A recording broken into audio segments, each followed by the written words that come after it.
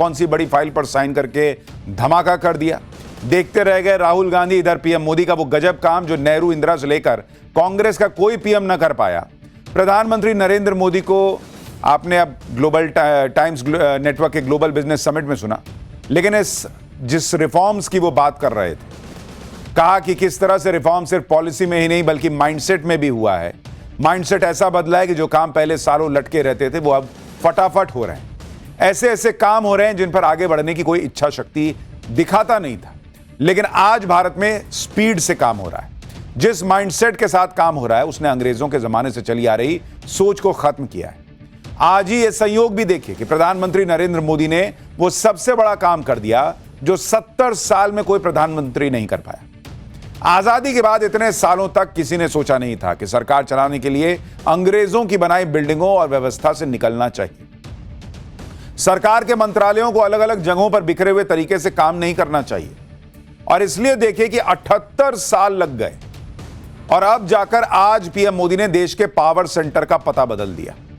आज पीएम मोदी ने देश के नए प्रधानमंत्री ऑफिस का उद्घाटन किया है। नए दफ्तर से ही अब सरकार चलेगी। पीएम मोदी के नए ऑफिस को सेवा तीर्थ का नाम दिया गया है।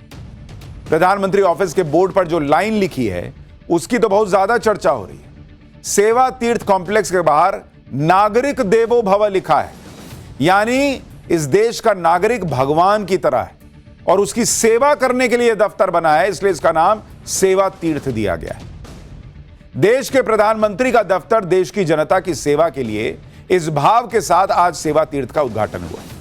सेवा तीर्थ के उद्घाटन के साथ ही कैसे पीएम मोदी ने अंग्रेजों के बनाए पावर सेंटर की विदाई की, कैसे पीएम मोदी ने लुटियंस दिल्ली वाली मानसिकता की छुट्टी की, आज आपको सब दिखाऊंगा। पीएम मोदी के नए दफ्तर में क्या क्या खास है, कैसे इस बिल्डिंग को भारतीय वास्तुकला और परंपराओं से जोड़कर बनाया गया है, पहले दिन कौन सी फाइल साइन कर दी जिसकी बड़ी चर्चा है, और इधर पीएम मोदी देश के पावर कॉरिडोर्स का पता बदल रहे हैं, उधर राहुल गांधी क्या प्लान बना रहे हैं। आज संसद सत्र के पहले पार्ट का आखिरी दिन था।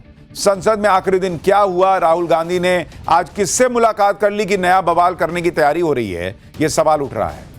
राहुल गांधी के खिलाफ लाए गए सब्सटैंटिव मोशन का क्या हुआ, सब बताऊंगा, लेकिन पहले एक झलक देखिए।